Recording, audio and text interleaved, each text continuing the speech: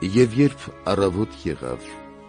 որոշ թվով հրեաներ ժողով անելով նզովեցին իրենք իրենց, որ մինչև Պողոսին չսպանեն, ոչ ուտեն և ոչ էլ խմեն։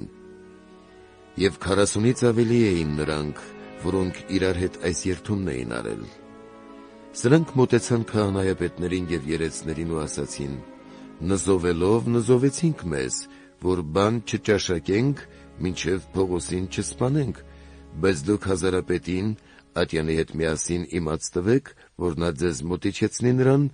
որպես թե նրա մասին ուզում ենք ավելի ճշգրիտ բաներ իմանալ, իսկ մենք, նախքան նրա մոտենալը, պատրաստ ենք նրան սպանելու»։ Եվ Պողոսի քրոջ որդին, լսելով այս դավադրությունը,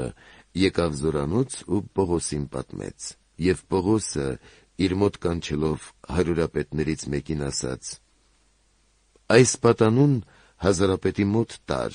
որովհետև նրան հաղորդելու բան ունի»։ Եվ նա նրան առավ և տարավ հազարապետի մոտ ու ասաց. «Կալանավորված Պողոսն ինձ կանչեց և խնդրեց այս պատանուն քեզ մոտ բերել, քեզ ասելու բան ունի»։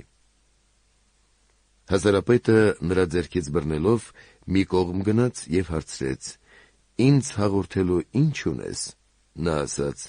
«Հրեաները միաբանվեցին խնդրելու քեզ, որ վաղը Պողոսին ատյան իջեցնես, իբր թե ուզում ես նրա վերաբերյալ ավելի ճշգրիտ հարցաքննություն անել։ Արդ դու նրանց չլսես,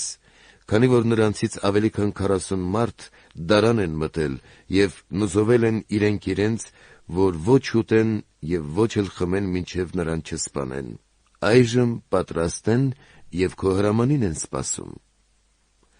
Ապա հազարապետը արձակեց պատանուն,